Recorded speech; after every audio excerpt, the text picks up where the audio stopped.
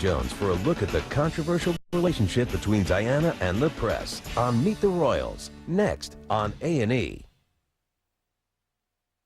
Here they come, walking down the street.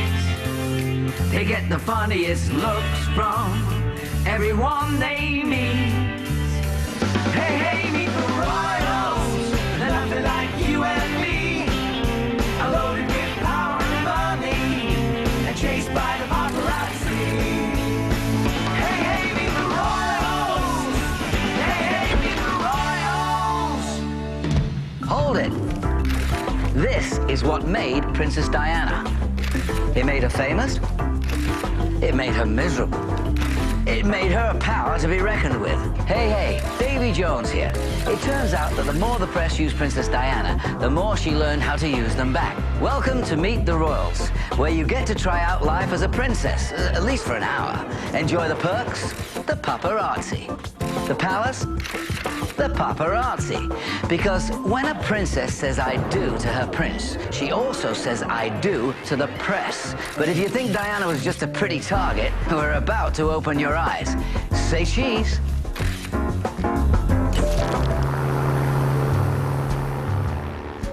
They met at the Ritz. Nothing big, just another rainy night in London.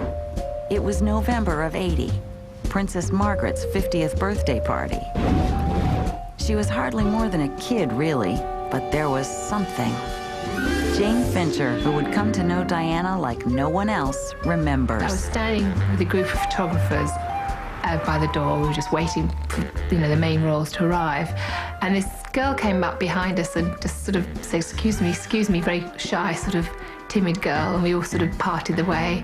And then she walked in the door. And as she went in, one of the Fleet Street photographers said, I'm sure that looks like this woman, this Diana Spencer. They keep saying is Prince Charles's girlfriend. So I waited for hours and hours the early morning, and she came out huddled in this great big green woolly coat. She saw just a few of us here, photographers, and she went bright red with embarrassment. And I took the first picture about here. That was my first frame ever of her. I think I only took 2 pictures. It all happened so quickly. And I never thought that would be the first 2 of all those thousands and thousands. Who knew that the round-faced kid with the Dorothy Hamill do would light up our lives and then leave us heartbroken in a flash?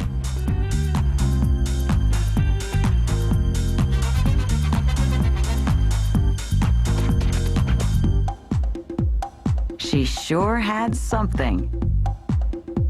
The British royal family is plagued by having ugly women around it. The best they could hope for was Princess Margaret, Princess Michael of Kent, Princess Anne. And when Diana came on the scene, the press went wild. Finally, there was a woman who they could take pictures of, who could look glamorous, who could appear on page 1 of their newspaper and sell more copies, who could appear on the front page of every magazine. And there was a feeding frenzy from the moment that Diana first arrived on the scene, because suddenly we had a princess who looked like a princess. At 32, Prince Charles had dated and dumped more high-class women than a Hollywood star. His mum, the Queen, was nervous. No princess, no heir. No heir, no more House of Windsor. With the family business on the line, all of a sudden, Charlie turned up the Queen of Hearts. It became a big news story, and everybody was camping down by her flat at Cohen Court trying to get pictures of her. She was everything the photographers liked. She looked so good, and she was young and pretty from the right background. So all the bits fitted into the puzzle. Jane Fincher, a respected freelance photographer, had unprecedented access to Diana for 17 years. She developed a trusted relationship with the princess, which led to some of the most memorable pictures of Diana. You feel like you know every inch of her. I mean, I've stood and stared at her ears and her fingers and her feet and her ankles for so many hours. A bit of an obsession, really, I suppose. I mean, you always had like a groupie. You felt you knew all of it, but in fact you didn't. Jane Fincher remembers the early days of photographing Diana. Well, we should just sort of stand on the pavement here and stare up at those windows in the hope of a glimpse from her or a photograph of her, or if she was going to wind the window up and lean out or something, but she never did. I think the first few weeks she giggled her way through it and it was funny.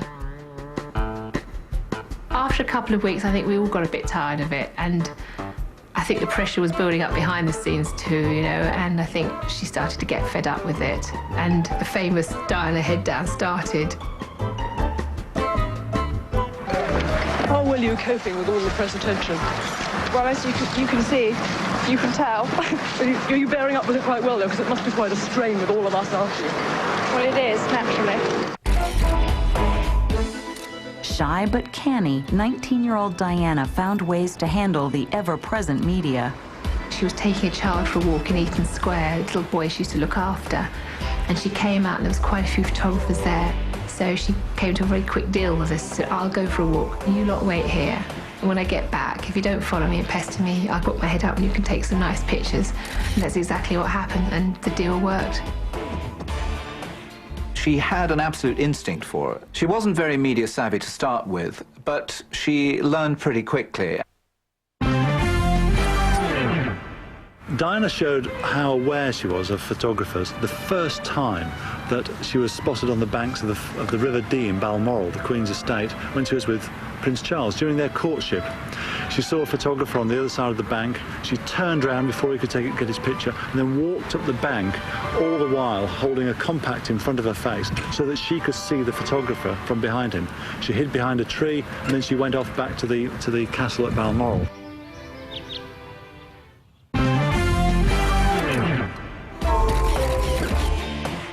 Diana thought she was one step ahead of the press when she agreed to pose for photographers at the kindergarten where she worked. But even with a keen natural instinct, Diana had more to learn. Halfway through doing the picture, the sun came out, believe it or not, and it just showed us that, of course, she was wearing no petticoat, and of course saw these fantastic legs. And it made the picture.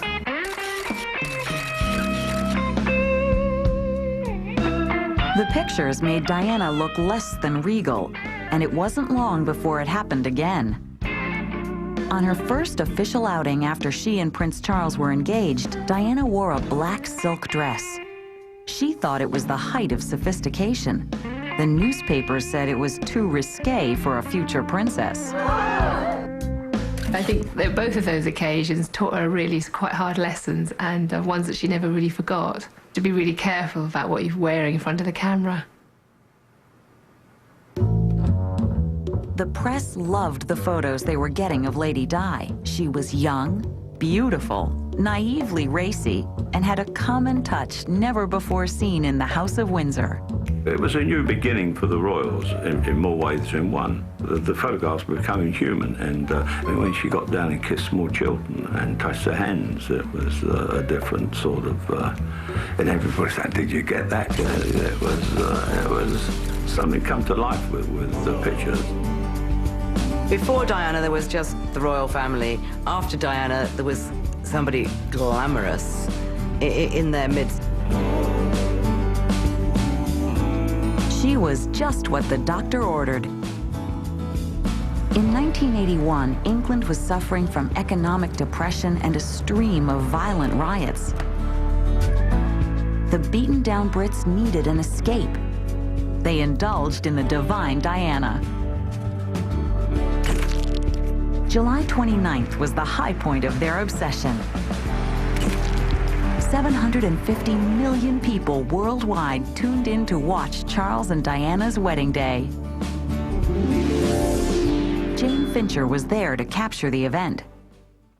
It was a wonderful atmosphere. Everybody was waving flags. There were so many visitors and camping on the streets waiting for their spot on the wedding day. My father said that the last time he'd seen such big crowds was Churchill's funeral, something like this. You felt like it was so historic. London was a complete standstill. It seemed like the whole world had stopped. Every big lens, long lens had been hired from every camera shop. all over Europe. They've been hired and brought in. Blokes are coming in from America. The build-up to the wedding was, a bit of a nightmare, really, because everybody was like, you can imagine there was weeks of arguing with the media about who was going to be in which position.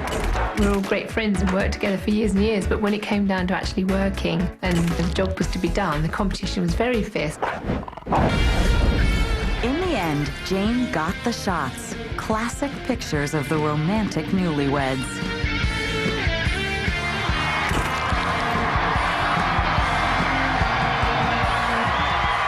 In that moment they came out on the top of the steps, there seemed so much promise for the future, and we all had so many expectations of this fairy tale prince and princess coming out.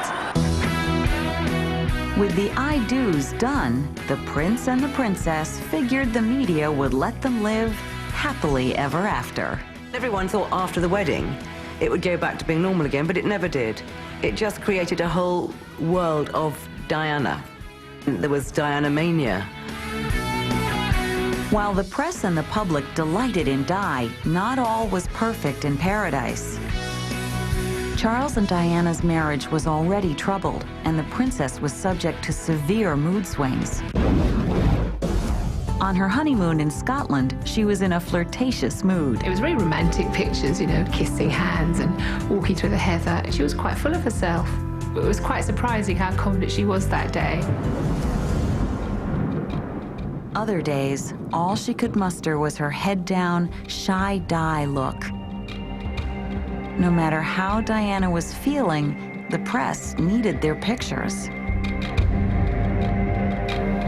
This particular occasion, I was on the Westminster Bridge and she was on the pier below waiting for the arrival of Queen Beatrix. And she wouldn't put her head up and I couldn't even see her face. And then suddenly the photographer next to me dropped his lens off the bridge and it fell into the water next to her. And she looked up, started to giggle her head off, right down into my lens. And I thought, oh, wonderful, cover, cover, cover. What she needed most was space to figure it all out. Then the palace announced that she was pregnant. It just fueled everything. Everything was getting more and more exciting, more and more interest, more and more demand. Royal families always created huge media interest, but after Diana, it just went crazy. What the press started to realize was the image of the perfect princess was only part of the picture. Tonight, big catalog, big tower. Now for your free visitor guide.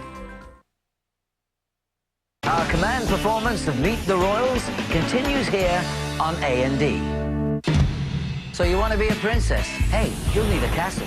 The Queen, for example, has 10 residencies at her disposal, from Buckingham Palace to Windsor Castle.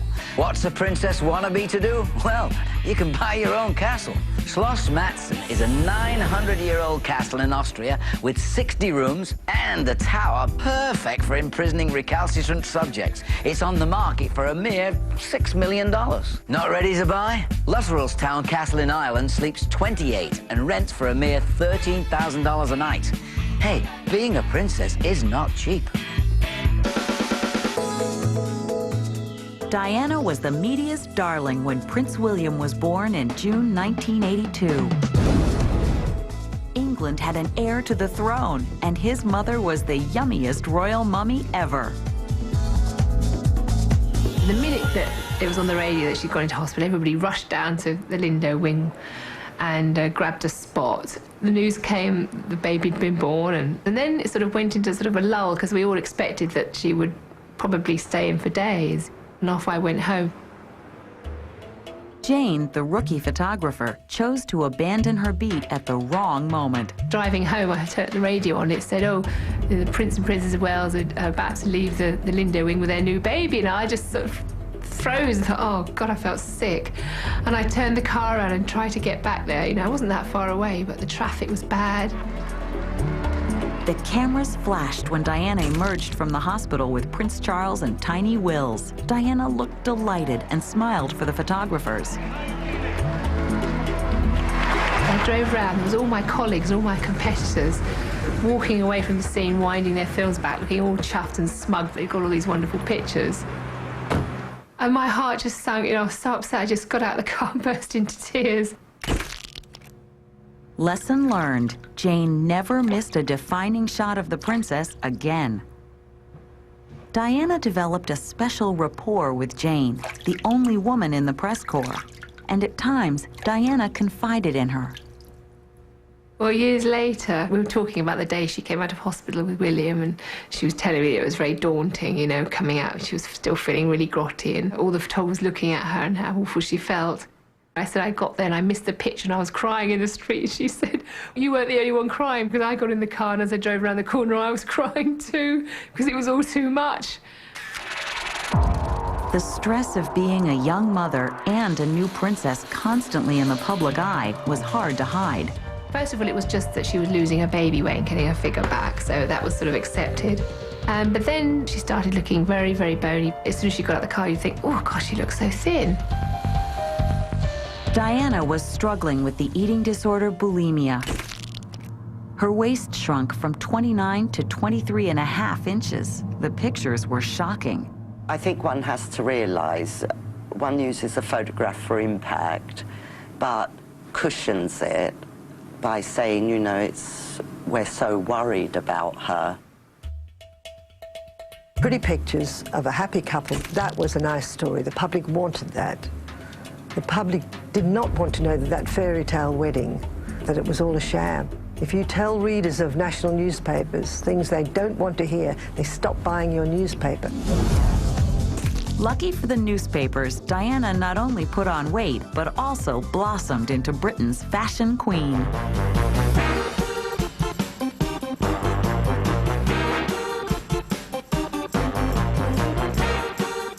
In the early days, if a magazine just put Diana on the cover, even a headshot, it would sell, full stop, without a story behind it. You could fill pages and pages with the outfits, back views, side views.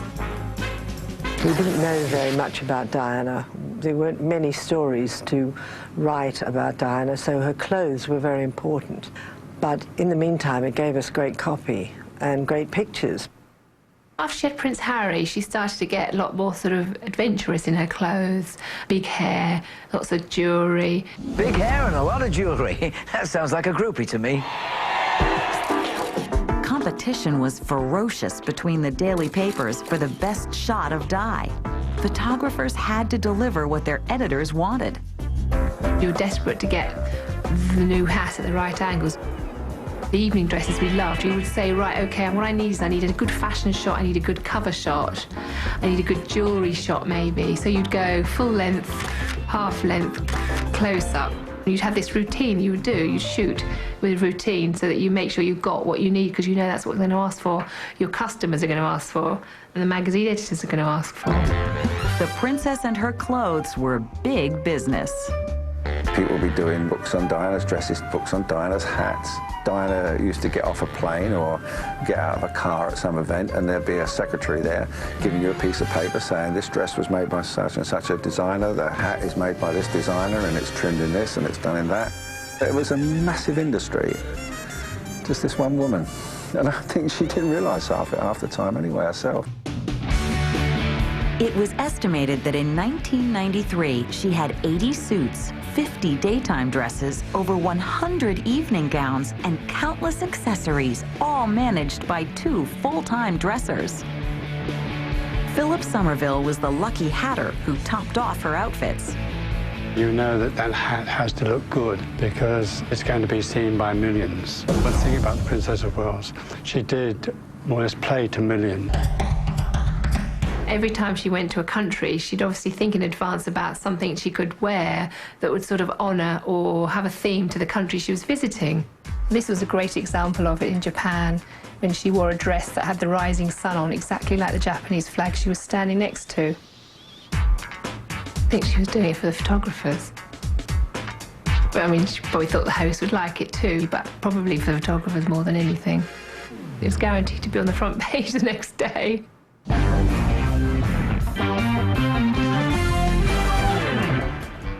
There was a fantastic sort of instinctive flavour to Diana, which meant that she knew which way to turn when the cameras were on her. She had a good side, a bad side. She always made sure that they got the good side. She learned how to pause so that photographers could get a picture of her, which was going to be the best that there was available. I don't think Diana had to think about it too much. I think she had to be simply the daughter of her generation. She grew up in the time when fame, celebrity, your picture in the paper, on television, in magazines, meant you'd arrived, you were influential. Diana had become very aware of the power of her image. She had the game down and was on top of the world. On one occasion, we were talking about her forthcoming French trip that was going to be very high profile. And she said, oh, you know, the trouble is I can't speak French. You know, I'm really thick, I can't speak French. But she said, but I've decided what I'll do instead, and they won't notice, is I'll dress from head to toe in Chanel when I step off the plane, and no one will notice that I don't understand or speak the language because they'll all be looking at what I'm wearing. And she did. The French loved it. They were, oh, they were raving about it, and nobody commented about her not speaking French. The Foxy lady scored again. Diana was looking great, and the press loved her for it. There was only one problem. Her husband was getting a bit, shall we say, jealous. It became such a big problem for Prince Charles that he stopped us getting information about the clothes. And the pretext was that he was looking after her image and he wanted her to be more serious. Oh, stop. But I think the truth was actually that he just didn't like all this attention paid to her. He thought it was frivolous, and it upstaged him. The sensational Diana ruled the 80s without peer. She continued to give the public a great show while her private life was coming apart at the seams. Tonight, Newport, Rhode Island. Waiter, check please. A century or two ago, British royalty lived a life of power and poverty. They were dirt poor, so they made a deal with Parliament. We give you the power, you give us the pounds. So today, Queen Elizabeth is one of the richest women in England. I ever wonder how she spends her money? For starters, she has 300 staff and 10 palaces to maintain. She also blows $750,000 every year on garden parties. That'll buy a fair amount of tea and crumpets. But bless her royal heart, she does know how to economize. Palace insiders say that the Queen goes around turning off lights at night, and she has sequins, beads, and feathers removed from clothing that she can no longer wear, and she reapplies them to newer clothes. Maybe that helps her to afford the $150,000 a year she has on a wine bill.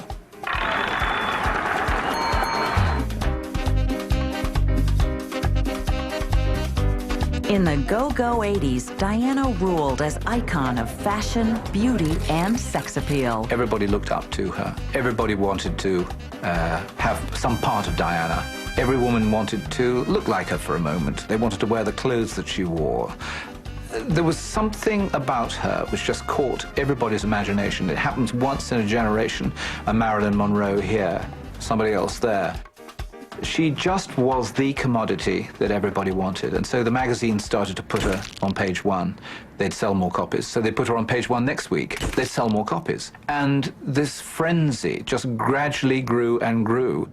Whatever she did was news. I remember going up to Scotland and getting her being blown as she was going into church and being windswept, and getting an hysterical row with the editor because I was late getting the pictures back, screaming at me saying, this is the most important woman in the world, you know, I've got to have these pictures.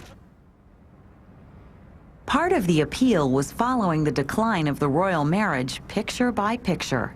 Diana was brilliant at getting her side of the story on page one.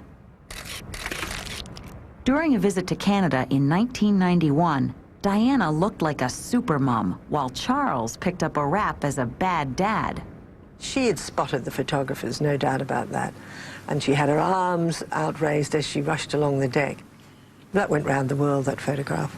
And of course, 2 seconds later, Prince Charles got there and hugged his boys, but nobody ever saw those pictures. Nobody cared. Diana was always the story, always, always.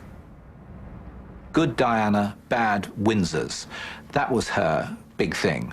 That's what she wanted to promote after the marriage started to go sour. And she knew just how to do it. I remember doing some nice pictures at a polo match with Charles and Harry once. And they were lovely pictures, very sweet, very tender, but no one ever used them. They weren't so interested in it because it was him. Diana was so good at spinning the press that after a while, they did it for her. This photograph broadcast to the world the image of the beautiful princess abandoned by her husband in front of the world's greatest monument to love, the Taj Mahal, which was exactly how it was once the press got the diplomats out of the way.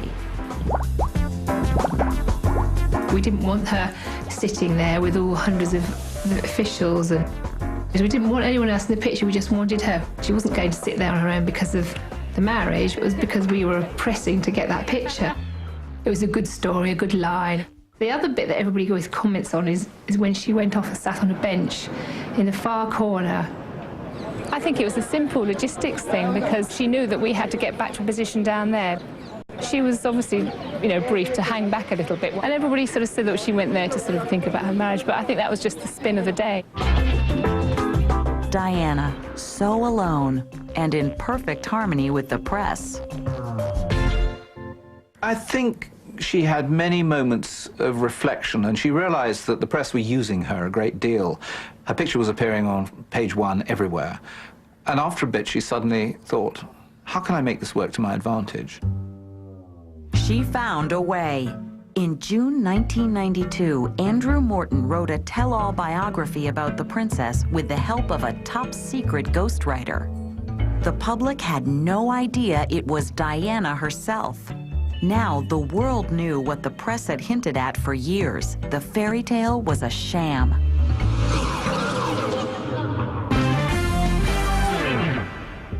I'm often asked why Diana decided to cooperate with my biography about her. Well, the truth is as complex as the woman herself. In short, she felt trapped inside an unhappy marriage, inside the palace, and also trapped inside this image of herself as a fashion queen. She wanted the world to know the true story about her life, the fact that she wasn't this two-dimensional figure who just thought about clothes and makeup. And I think she succeeded. After the book was published, the world looked at the royal family very differently.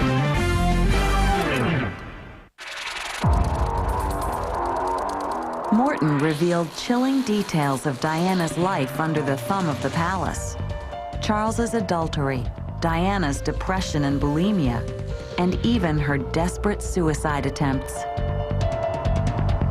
Over the years, Princess Diana invited Jane Fincher to Kensington Palace to photograph the family for special occasions. Jane was the one person Diana trusted to photograph her for the book. I was astounded. I thought, Andrew Morton and Diana, this is a very strange combination. But I thought, well, if she's agreed to do it, then I'll agree to do it. I'm quite happy to do it. So I said, yes, I'll do it. So I was very excited, drove home, very excited about this project, but obviously had to keep it absolutely hush-hush. I wasn't allowed to tell anyone.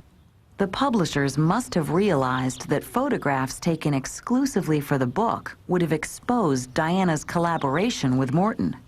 And then eventually I got a phone call from the publishers saying, oh no, it's a change of plans now. You don't need to come and do any photographs. Still doing the book, but we've got some photographs from somewhere else.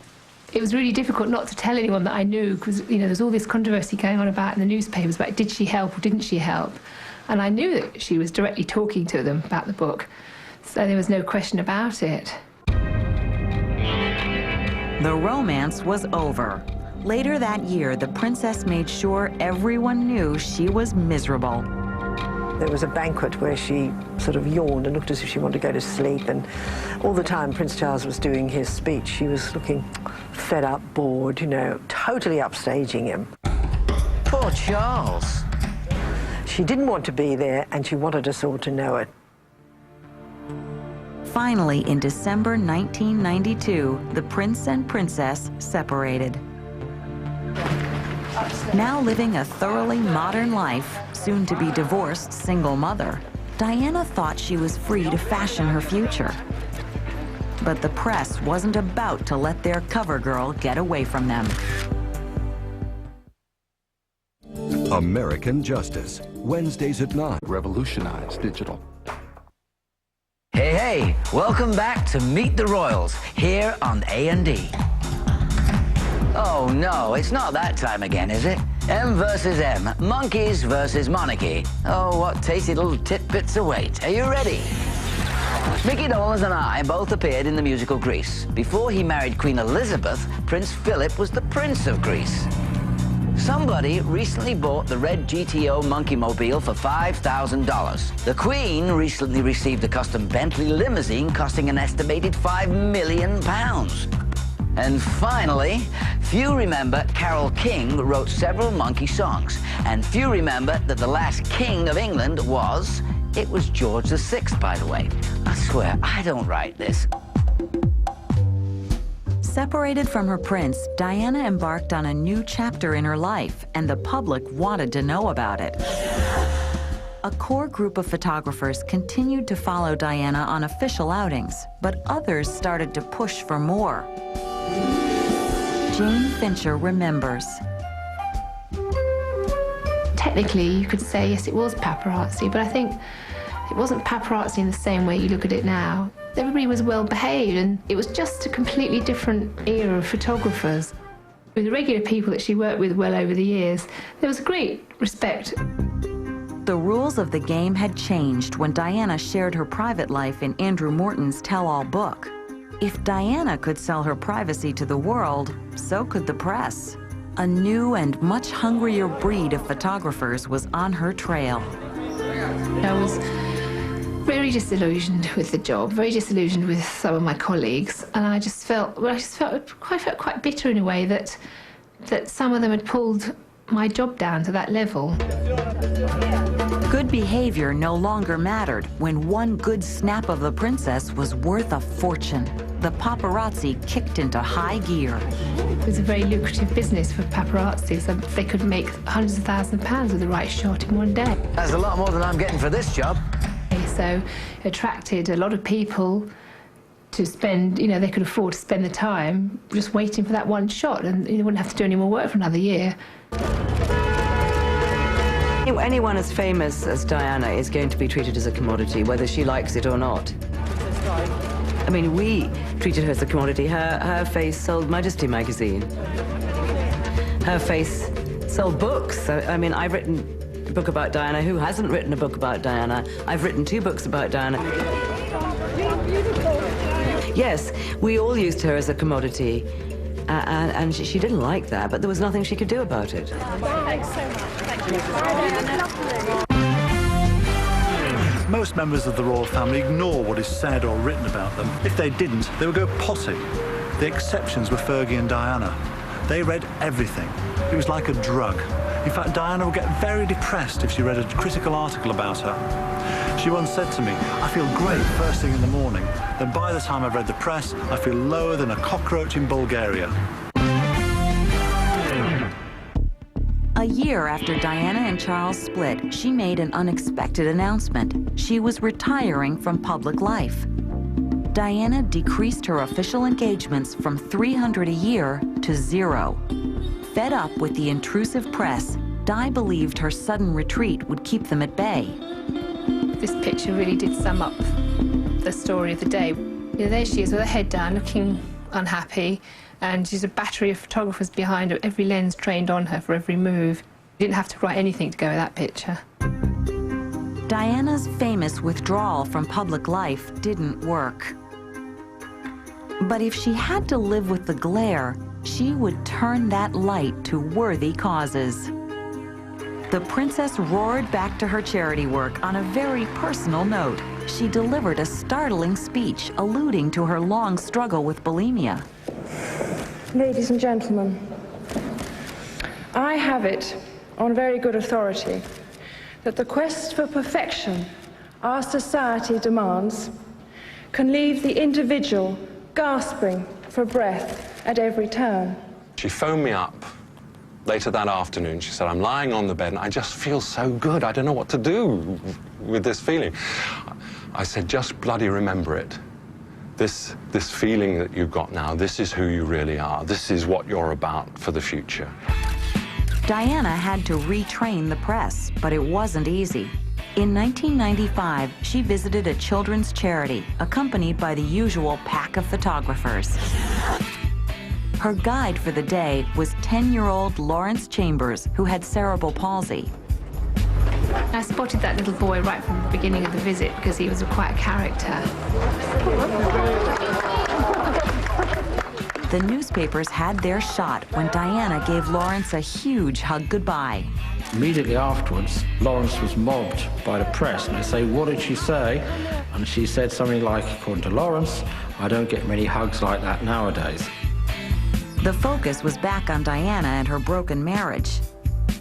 To Diana, controlling the press became a game, and she used it to do some good. At home in England, Diana drew unprecedented attention to illnesses like HIV. AIDS had always been a special focus for the princess, and where she went, the cameras followed.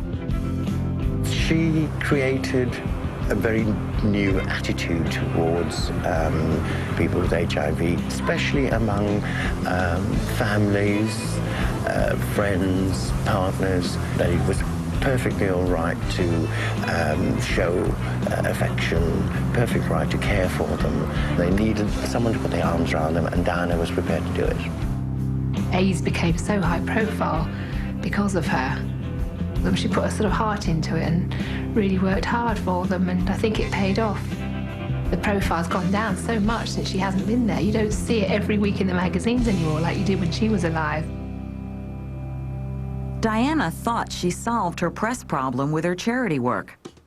But the paparazzi wanted the big money shots. And what could be more tantalizing than a divorced princess's love life? Meet the Royals, brought to you in part by Smith Barney. Most people will tell you the market opens at 9:30 a.m. Move to Earthlink. It revolves around you. Bring the British monarchy into your castle. Order this episode of Meet the Royals on VHS for only $24.95 plus shipping and handling.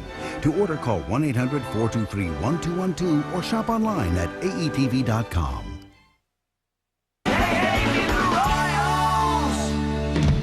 Today's burning question on Palace P's and Q's: what does the Queen carry in her handbag? Etiquette Queen Victoria Mather says this question has everybody wondering. There's a very sweet story about when Roger Moore, James Bond, went to get his medal, his OBE, I think, from the palace. He took his then very voluble Italian wife, Louisa, last wife. Louisa was extremely chatty. He said, I'll only take Louisa if you just don't speak. You just cannot speak. So there was the Queen with her enormous handbag. And Louisa was just bursting to ask this question. And she said, "Scusi, Majesty." She said, "But what do you keep in your handbag?" Which, of course, we all long to know, particularly as you're in your own house. How many of us in our own houses carry a handbag?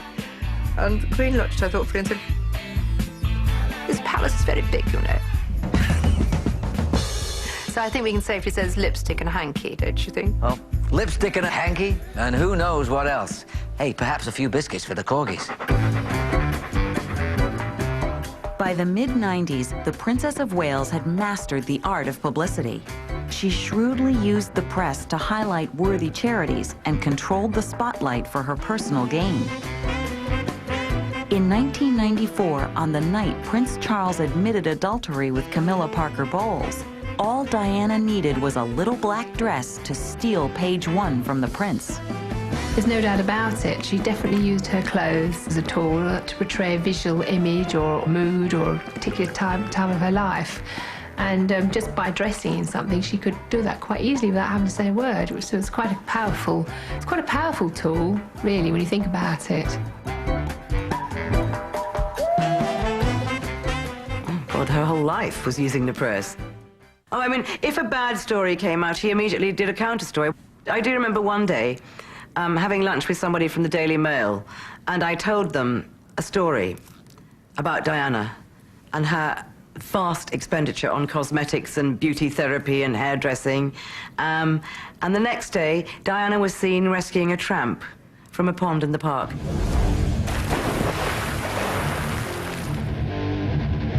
If that's not manipulation, tell me something that is.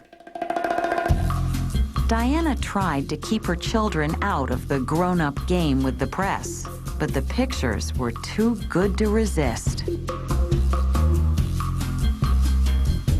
Whether the cameras were on her or weren't on her, she was good with the children. She was always touching them, fiddling with their hair, so that obviously always looked very good in pictures. The clamor for photographs unnerved Princes William and Harry. On a ski trip to Austria, Diana made her famous hand-over-the-lens plea for the press to back off. As a parent, could I ask you to respect my children's space? We had this conversation many times where she would say, you know, I can deal with it to some extent, but I really, really don't like it when the children are around. She was very protective mother hen. She didn't want the children to go through that. By the late 90s, the paparazzi were invading Diana's life with an intensity she hadn't felt before. The game had turned ugly. I think the press hounded her. She told me once that she felt as if she was being raped, physically raped by the cameras, because they just were all around her and they wouldn't leave her alone. They would shout at her, "Come on, you bitch, put your head up." They were foul to her. Everywhere she went outside Kensington Palace, she was followed. She was, as her brother said, the most hounded woman of the modern era.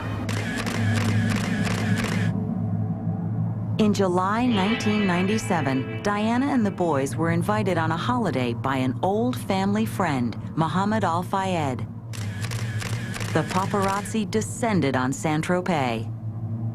Although Diana complained loudly, her flirtatious body language contradicted her verbal assaults on the media.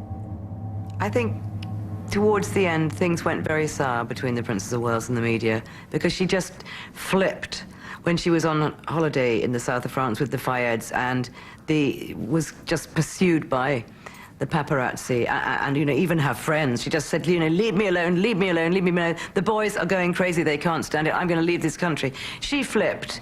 And then 2 days later, she was diving into the sea looking absolutely beautiful because it was Camilla's 50th birthday party.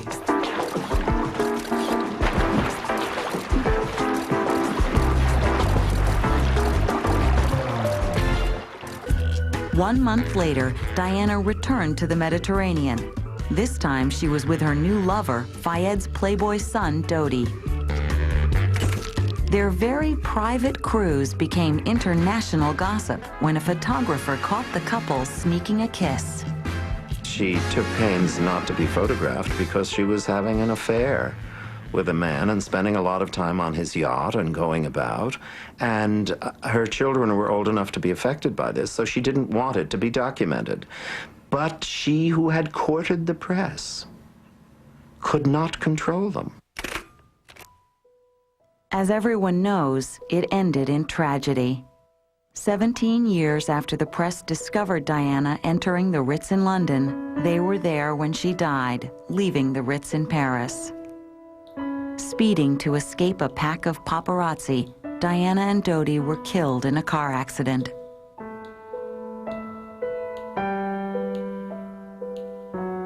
Jane Fincher knew the princess intimately through pictures and personally from years of following Diana around the globe. Reluctantly, she attended the funeral with her camera. I didn't want to photograph the funeral. I just thought the whole photographer thing too, the uncomfortable position of being seen as a photographer at that event, and me myself, I just felt sick. I didn't want to do it. I didn't want to have another camera in front of anything to do with Diana. I didn't want to be seen as part of it.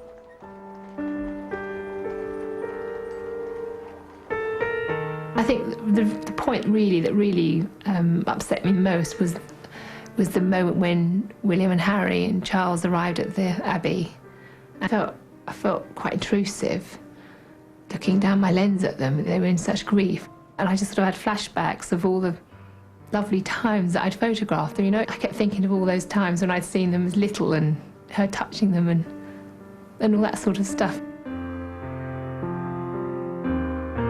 London's streets spilled over with 2 million mourners who came to pay tribute to the beautiful princess.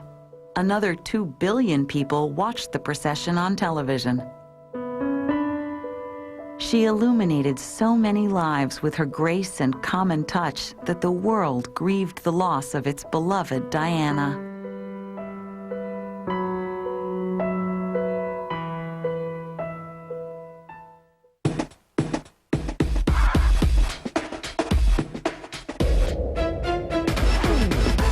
She had an incredible impact on people because Diana lived her feelings openly, and that will never be forgotten. Everybody gets very po-faced when they talk about Princess Diana, but she's the last person who ever took herself seriously. She had a very dry and a very quick wit, and you always had to gear your sense of humour up, your brain up, really, when you were speaking to her. She used to sort of say bets with a policeman when she'd turn up in the job. I wonder how many photographers would be at a day, and he'd say 20. She'd say, no, 10. And there'd be 30. As much as we spent our lives looking at her for 17 years, she spent her life looking at us. So, I mean, we were a great source of entertainment, watching us all tripping over and pushing each other and all vying for a spot of land with our ladder. I mean, if you stood back and watched it, it's a very funny scene. And she would often be in hysterics watching us. Princess Diana's beauty, compassion, and down-to-earth charm endeared her to millions. She will remain forever the people's princess. Give us a wave! Give us a wave! So beautiful!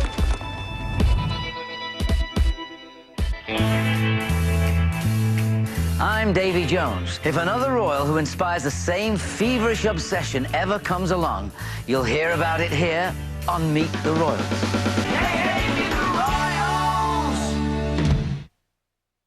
Tonight, big catalog, big tower, big business. Richard Sears is considered the genius of mass production. He did it better than anyone else. But even a retail giant can be squashed. They were too little too late, little thing. Sears, only on Biography. Premieres tonight at 8 on A&E.